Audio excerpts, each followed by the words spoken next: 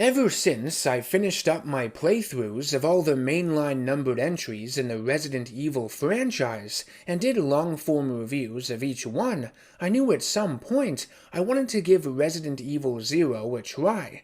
I had my reservations about it regarding some not-so-admired gameplay choices it makes in the eyes of the vast majority of the RE community, but I was still optimistic. I felt it would be an intriguing and unique installment in the series, to say the very least, and I was curious to see how it would further explore the events that led to the zombie outbreak in the Arklay Mountains, outside of Raccoon City, despite those events that link in the Resident Evil chain not really needing to be further expanded upon.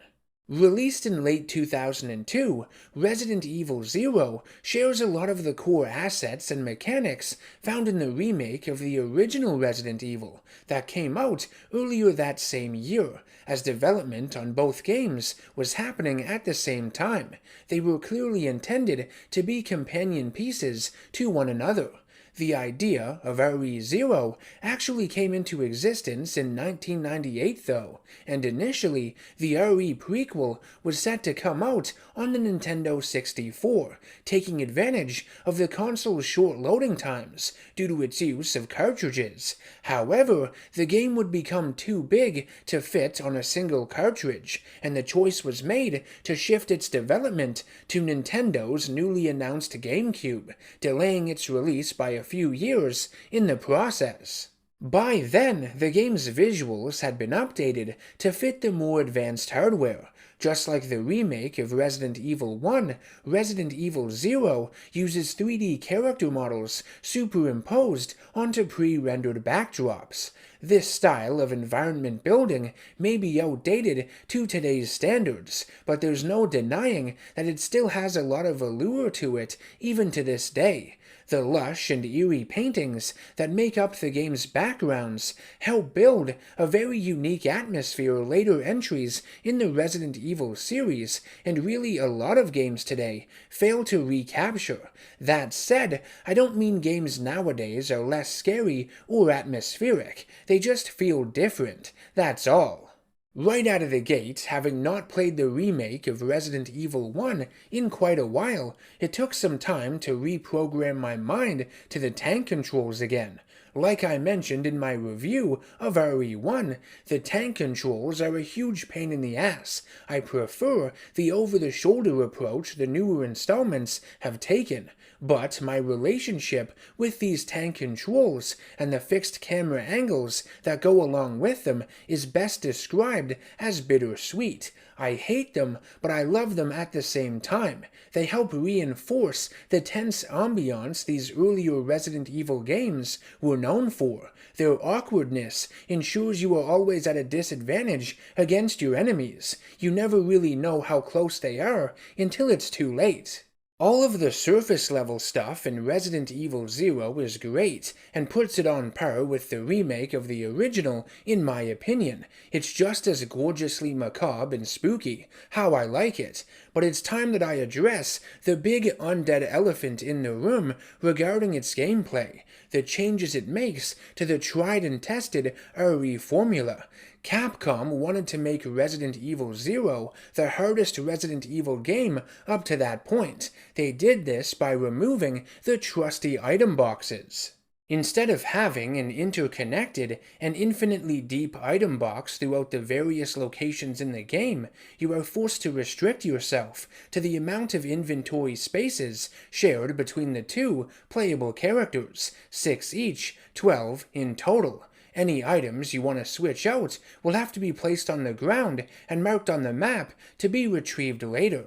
As much praise as I want to give this game for trying something new, going out of its way to be different, I hate to agree with the masses here by saying that the inventory management system in RE0 fucking blows. You're constantly having to backtrack to replace items or move multiple ones to new locations. Rooms have limits with the amount of items they can contain, and items can't be placed on top of one another, so you have to keep moving around to spread them out, which is annoying. You're frequently opening the inventory menu to exchange items and ammo between characters, which interferes with you being able to take in your surroundings and just enjoy the game and its atmosphere. Progression in RE0 just takes a lot longer. Everything is so incredibly slow. You backtrack so much through areas you've seen a dozen times that so much of the experience feels uneventful and at times even boring. Some defend this new system and say it makes the game harder. I don't think it makes the game more challenging though, only tedious and longer. Inventory management and the trial and error associated with it has always been part of the puzzle in these Resident Evil games, but unlike other entries in the series that have backtracking and item management that feels balanced, reasonable, and rewarding, here, in RE0, it just feels unsatisfying and disengaging. It feels like a cheap way to artificially extend the game's length. You'll hear others say that by removing the item box it makes the game more realistic. That too I scoff at. How is having an item box with infinite space inside of it any less realistic than a huge room in a mansion only being able to hold like 10 or 15 items in it at maximum? It makes no sense. I'm sure most people playing this game for the first time would naturally pick up most of the items they find and move them to rooms or connected rooms they frequently visit, simulating an item box anyways, so it defeats the point of removing them in the first place. Also, if this were a real-life survival situation, how on earth would anyone remember where all the items they didn't pick up were located in a place they've never been before? Unless, of course, they brought a pencil and paper with them everywhere they went to write everything down. All of this is just absurd. What it all comes down to is that RE0's gameplay was a failed experiment, just like the T-Virus. It has its fans, of course, and was an interesting idea in theory, but I don't think it was executed very well in the finished product, hence why it hasn't returned since. It's just not as fun and intuitive as the developer envisioned it would be. Sometimes when you drop an item, it will land in between two fixed camera angles, and if not for the faint glow emanating from it at the edge of the screen, if your AI partner isn't standing in the way of it, mind you, you'd have no idea it's even there. If you leave any key items in one area of the game before the story forces you on to the next, you can't always go back to retrieve things, and those items can be lost forever, preventing you from completing the game. Some items and weapons like the hookshot, shotgun, and grenade launcher take up 2 inventory slots, and since you need them for specific puzzles and tougher enemy types, it's inevitable that you will run out of item slots and will have to backtrack. There's no easy solution around it. I mentioned that your AI partner will block your line of sight of an item, but sometimes they will even block your path of movement, forcing you to reposition them, which can be irritating. Something I do enjoy in RE0 is its use of partner swapping. You can choose to keep the 2 playable characters close to each other, or separate them to explore larger areas individually. The AI is pretty decent during combat, for the most part, helping you out if you become grabbed by an enemy. There are times when the follow command stops working for some reason, and you will have to return to a room you just left to retrieve them though. Constantly having to reposition your partner and changing their commands from attack to idle is another aspect that takes me out of this game a little bit. The menus just get in the way of the atmosphere it's trying to build. I wish Resident Evil 0 provided more dynamic ways to move items from room to room, like the dumbwaiter on the train for example, just bigger, to help alleviate some of the dull backtracking. All of the items in this game, especially the hookshot, which you need numerous times, should have only taken up 1 inventory slot. At the very least, Capcom could have given one character 8 inventory slots and the other 6, like Jill and Chris in the first game. I think that alone would have made everything run a lot smoother. I feel like RE0 just tries to do too much at once. If the game had removed item boxes, but didn't have the partner swapping mechanic, or gave you the ability to save whenever without the need of ink ribbons, taking up another slot in your inventory, it may have helped balance things out a bit more. I haven't even gone into the attack stun issue this game has. When you get hit, your character cannot retaliate for a second or so. Sometimes you can't even move when swarmed by enemies. It makes the game difficult in areas, but not because of the player's skill level. It's that the combat is broken and poorly designed. I have beaten every mainline numbered entry in the Resident Evil series on standard difficulty or above. Not the originals, mind you, just the remakes, though I do plan on swinging back and giving the original RE3 a try, which I recently acquired a copy of it. Saying I'm nervous about playing it for the first time is an understatement. Looking at Nemesis on the cover, I'm scared shitless, and yes, I will be playing on hard mode to make sure he drops that precious, delicious loot. With Resident Evil 0, though, after beating over half the game on standard, I chose to restart and reduce the difficulty to easy. I know it sounds like blasphemy, counterintuitive for a survival horror game like this, but I didn't do it because I was stuck and ran out of resources, not because of the combat or the tank controls, but because the inventory management system made the game so unpleasant for me that I was no longer having fun and was not motivated to finish it. Like I said, looking at menus even more frequently than in RE1 took me out of the experience, was ruining the game's atmosphere. Sure, most of the monsters were going down a lot easier, and I didn't really have to worry about running out of ammo or healing items, but at least I was able to see the rest of the story and still do a lot of the game's interesting and fun puzzles along the way. The honest truth is, if I had not reduced the difficulty, I would have never wanted to complete this game, and it's the only way I ever see myself playing it again in the future. On easy, while a cakewalk, I still found the game to be enjoyable and atmospherically unsettling. On normal, or above, with its messy mechanics and menus popping up every few seconds or few minutes, I think it's the worst Resident Evil game I've played. It just breaks up the gameplay too much, ruins the tone of everything. Let's finally get to the story in Resident Evil 0. It takes place on July 23rd, 1998, the night before the events of the first Resident Evil.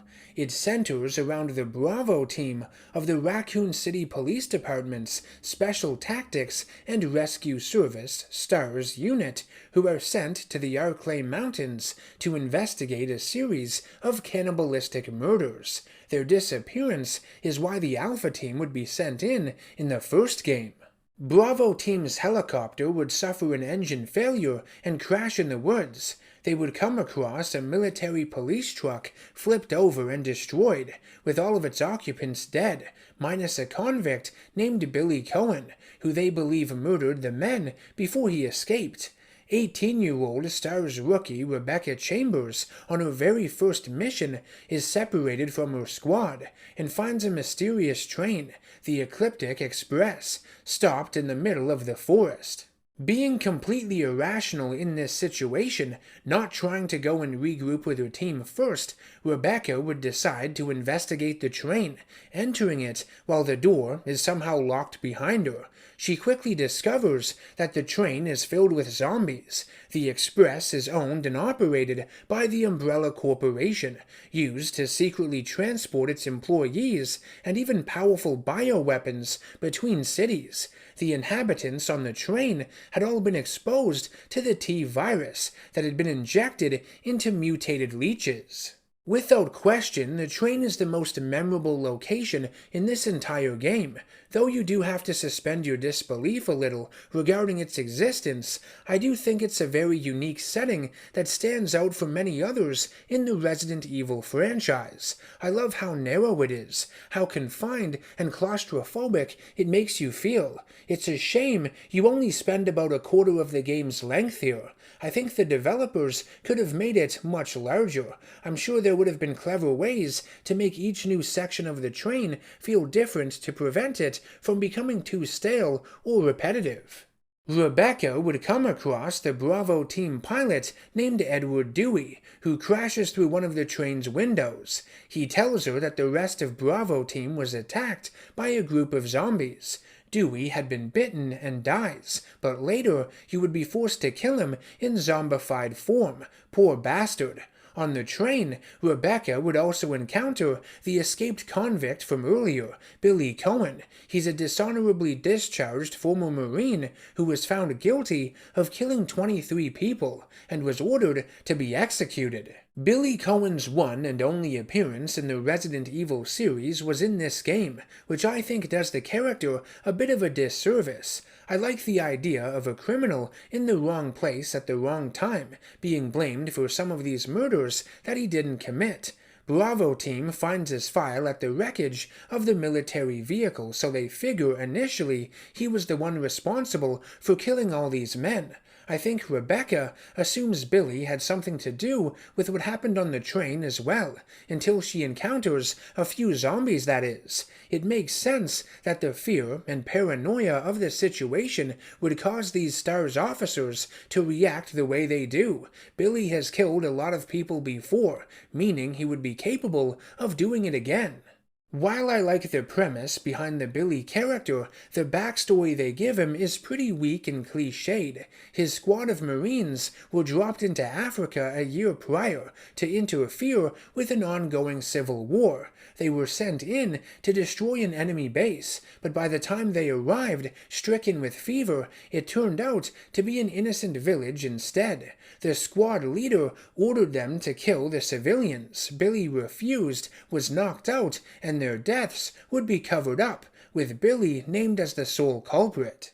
I think these earlier RE games have enough conspiracy elements going on in their stories, with Umbrella covering up their experiments, that another unrelated military cover-up on top of it was unnecessary. I think it would have been far more effective to have Billy directly framed by Umbrella instead, used as a scapegoat for a few of their horrific murders. At least then, it would have had more relevance to everything else going on. Sure, it would be another major plot element, not addressed in RE1, but then again, this is happening only a day prior to the events of that game. Maybe it could have been another desperate last-minute plan from the company that not many people knew about, one that was more grounded than sending in bioweapons to hunt down survivors. I don't know, I just feel the Marine backstory they gave Billy to be a bit lazy. It feels tacked on. I hate to say it, but Rebecca Chambers is also heavily flawed as a character. I find her to be way too cutesy in this game, timid, wide-eyed, and naive. I'm not saying having these traits guarantee your death in a survival situation like this, or that an interesting and layered character can't have them, but in her case, she's supposed to be a trained member of a tactical unit of a police force. I know she's just out of university, only 18, and her primary role is medic, but still, you'd expect her to have a bit more grit to her at this point to pursue the career she has chosen. She doesn't feel at all realistic or three-dimensional. I think she's easily one of the weakest main protagonists in the Resident Evil franchise, especially when it comes to female protagonists. The relationship between Billy and Rebecca in this game is okay. They start off on shaky ground, don't know if they can rely on one another to stay alive and succeed, but as the game progresses, they learn to work together and earn each other's respect. There are some romantic undertones to it in areas. The game doesn't do a whole lot to really surprise you with it, but it served its purpose. It could have been a lot worse. We've seen a lot worse from this franchise. Okay, so getting back to the story now. The stationary Ecliptic Express begins moving once more, being remotely controlled by senior researchers at Umbrella named Albert Wesker and Dr. William Birkin. They send 2 soldiers to destroy the train and get rid of any evidence of the T-virus on it, but the men are attacked and killed by more mutated leeches, guided by the operatic singing of a strange man with long hair and a frilly white robe standing on top of a mountain in the rain. I'm not making this stuff up. Despite efforts from Billy and Rebecca, the train would speed out of control and derail itself. crashing at an abandoned Umbrella training facility where future executives of the company were bred to be ruthless and inhumane scientists. It had been closed down in the late 1970s, 20 years prior to the events of the game, due to a series of illegal experiments performed there that Umbrella, of course, managed to cover up. The executive training school has a few interesting areas within it: offices, small libraries, dining rooms, classrooms, an infirmary, and an underground laboratory, but I find it to be disappointing and not at all memorable. Its mansion aesthetic is far too similar to the mansion in the original game. The layout of its main foyer is basically identical too.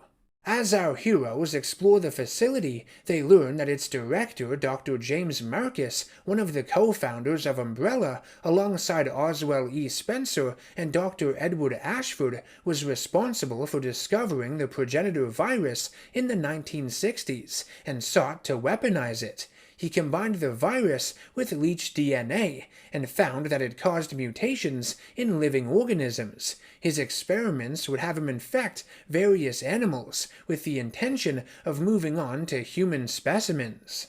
Resident Evil 0 puts an emphasis on these early animal stages of the experiments, which I find fascinating. Notes you find go into detail on why they were chosen. Many have been around a lot longer than humans, making them far more genetically stable. The results were still unsatisfactory to Umbrella and Dr. Marcus, who wanted more. They wanted human beings to become the next stage of biological weapons. Not only do you fight the standard zombies in this game, some even pasty and yellowish in the deeper laboratory sections that look to have been infected with the T-virus for a very long time, but also our good friends the Hunters, a giant scorpion called the Stinger, a large centipede creature called Centurion, massive frogs that can eat you whole called Lurkers, a large bat in a church, and several monkeys, very fast and very intelligent, given the codename Eliminator.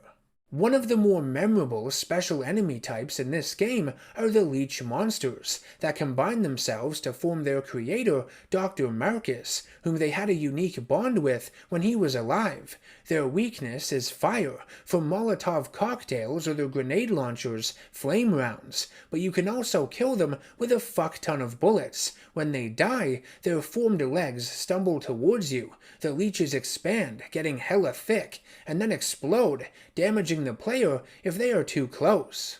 Late in the game, after being separated from Billy, Rebecca would encounter Enrico Marini, captain of the Stars Bravo team in one of Umbrella's underground nest facilities. He tells her that the team had found a nearby mansion, the one from the first game, and plan on regrouping there.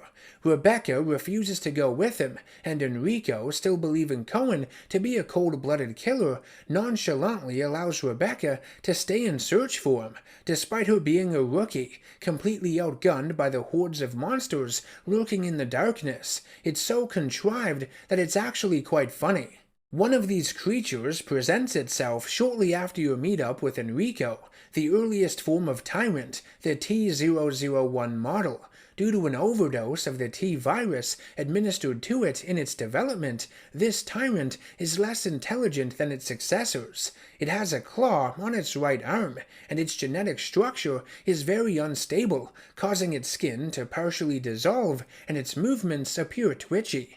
The existence of the proto-tyrant is neat, the design for it and the idea that it has been aimlessly walking around this abandoned nest facility for months, if not years, is pretty creepy, but I don't know if it was entirely necessary to be included in this story, especially since it takes a back seat to Fabio over here. The man controlling the mutated leeches is revealed to be the largest and most powerful of Dr. Marcus's leech experiments, the Queen Leech. In 1988, Marcus had been murdered by the security team of Oswell E. Spencer. Spencer had conspired against him in order to steal his T-virus research and take full control of Umbrella. Marcus's body, as well as his beloved leech experiments, were dumped into a river channel for disposal. The leeches would feed on Marcus's corpse, and the queen leech would eat his brain, absorbing his memories and believing itself to be Marcus. It would shapeshift and model its appearance after Marcus at an earlier point in his life. Fueled by his religious beliefs, it chose to condemn all of humanity. It's what was responsible for the accident in the Arclay laboratory, which caused the T-virus to spill out, leading to the events depicted in the next few games. As far-fetched and stupid as the whole singing Christ-like figure thing is, I do like the idea of the leeches forming this sick bond with their creator, feeding on his corpse to survive, and ultimately choosing to avenge his death. When the queen leech turns into its true form, of which it has multiple, it is quite terrifying, like one of the other leech monsters you've faced throughout the game, but much larger and with several sets of sharp teeth. Billy and Rebecca are forced to fight the creature, learn that it is damaged by direct sunlight. It falls to its demise down an elevator shaft, consumed by fire, and the Umbrella training facility is destroyed, following a self-destruct sequence. The ending of Resident Evil 0 is a bit abrupt and doesn't feel all that natural. Billy and Rebecca reach a cliffside overlooking the woods. Rebecca sees the mansion Enrico told her about and starts heading for it to regroup with the rest of Bravo team. It makes me wonder what they did all day, leading into the next night. Fight for their lives and get picked off one by zombies, I figure.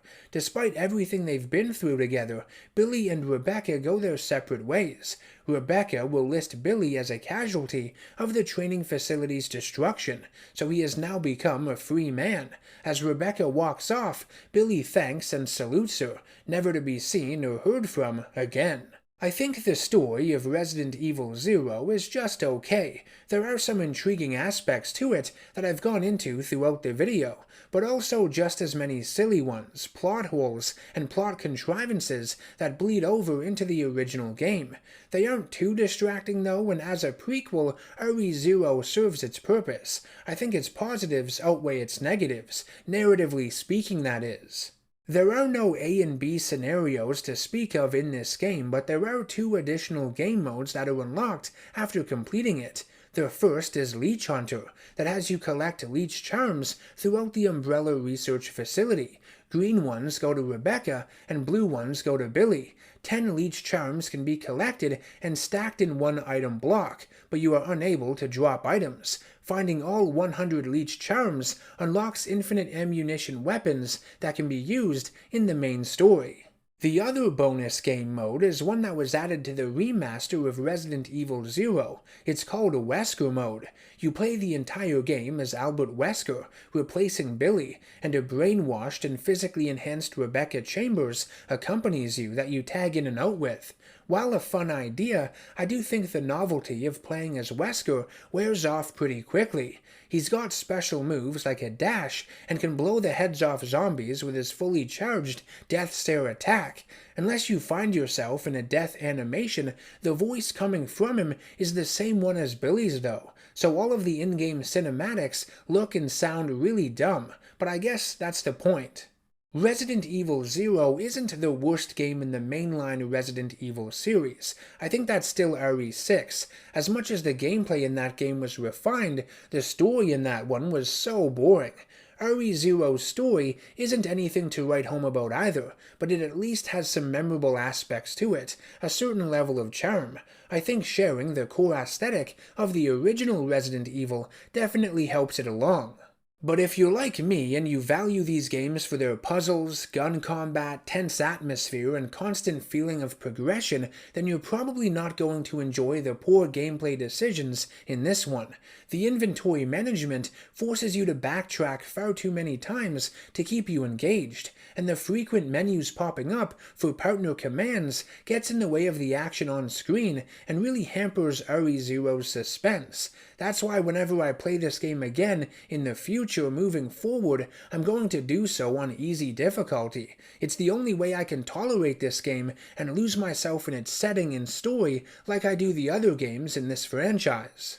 Hopefully, I didn't anger too many of you out there with this review. I know Resident Evil Zero has its supporters, and there's probably going to be a few of them bashing me and the choices I made playing through this game in the comments, but I also felt the need to be as upfront and honest with all of you watching as possible. I wanted to be completely transparent with my feelings towards this game. Let me know your thoughts on Resident Evil Zero down below, and I will join in on the discussion where and when I can. I want to thank you very much for tuning in. Support me on Patreon if you'd like to see more videos like this more frequently, and I will see you all in the next one. Take care of yourselves and always stay nerdy.